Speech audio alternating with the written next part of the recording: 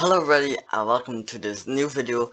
Today we'll be doing something a bit different, just a little bit, and I'll be predicting the complete knockout stage of Euro 2020. The entire one, not just the round of 16. Few quick disclaimers. I'm from Belgium, but I won't be like biased from, oh, we're going to win.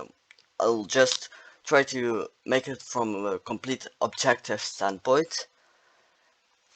So that's that. And also a second one, I don't really know too much about football, and I don't really follow it that much, so don't be surprised if I make some wild claims or something like that.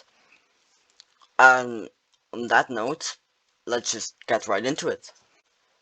So the first one already has my home country in it, Belgium versus Portugal.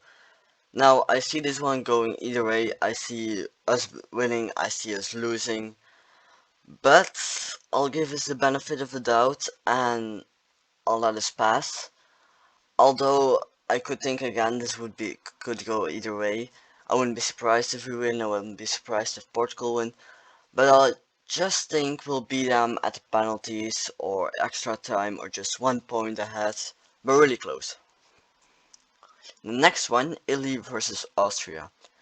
Italy has been very consistent as a group stage. Austria is just, they're not bad, but they're no Italy, so Italy should win this with ease. Like 3-0, like they did in the group stage, 2-0, 1-0. Just beat them with a landslide. The next one is France versus Switzerland, our ex-winner, and they should win this.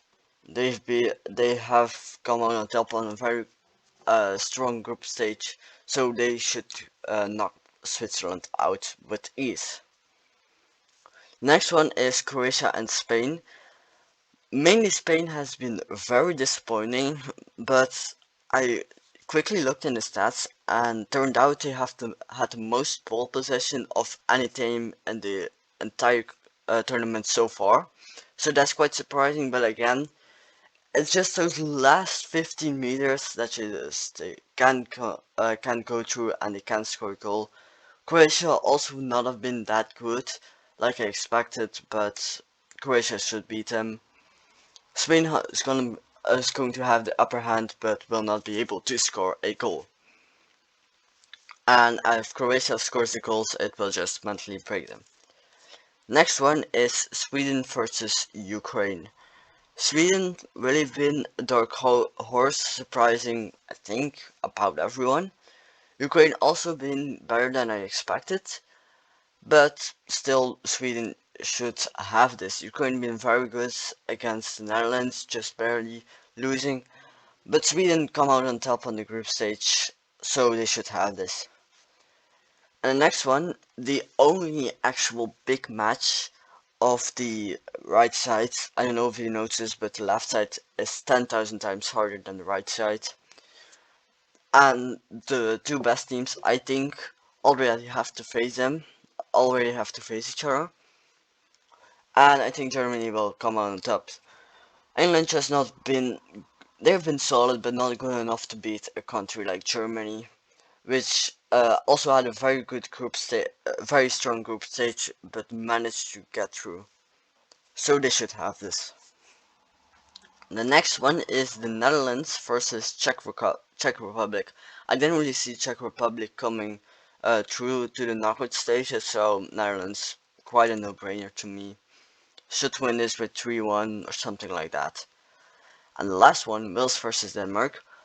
Because I'm Belgium, I've seen how much we struggled against Denmark, and I've seen how deadly they can be. So yeah, Denmark should win this.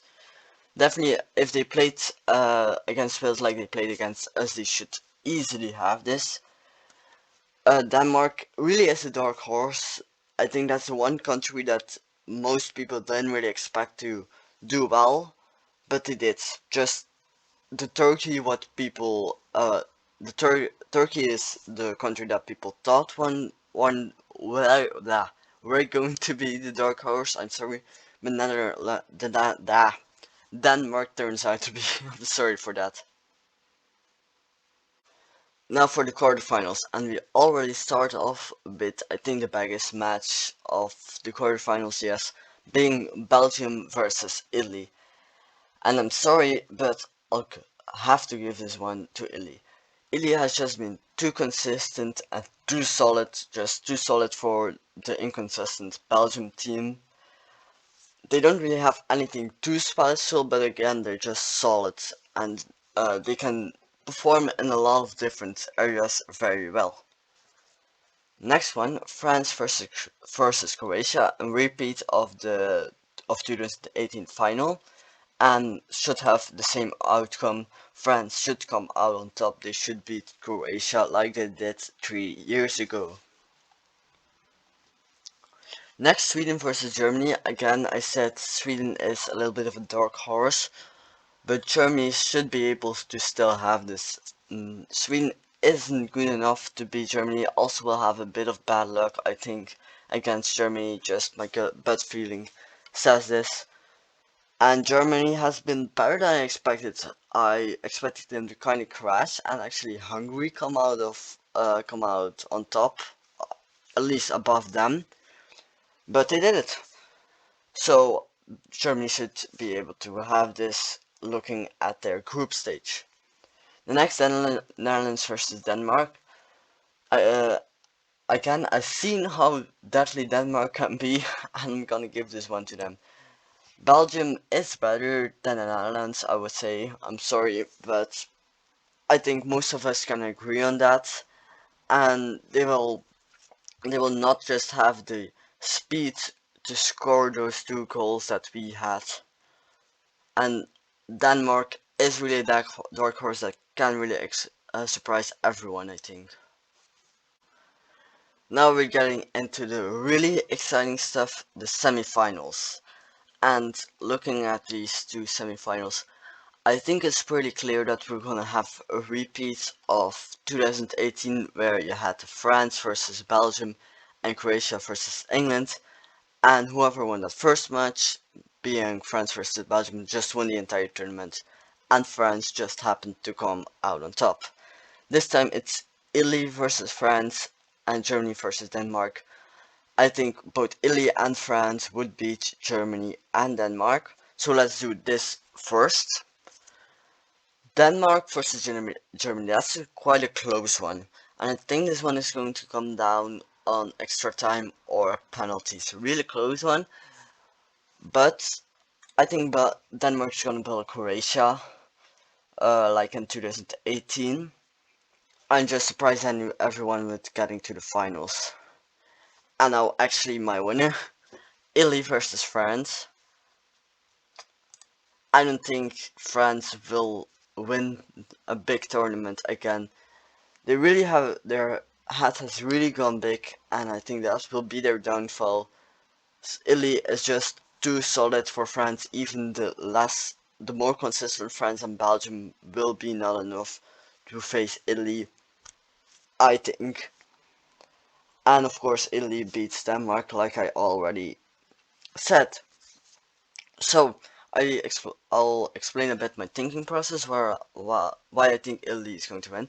It's not just looking at the group stage. Before the tournament even began, I had a gut feeling that Italy was going to come out on top. And I actually thought the final was going to be Belgium versus Italy, but of course that's impossible. So, because Belgium already has to face off Italy in the quarterfinals, they'll get knocked out there, sadly. France, like I said, is going to be the downfall, won't win two big tournaments in a row. I don't think really happens much saying that. Spain won 2008, 2010 World Cup, and 2012. So maybe we'll do a repeat, but I don't think so. Croatia, not going. I think a lot of people expect Croatia to do good, but I think that it was just a one-time success in 2018.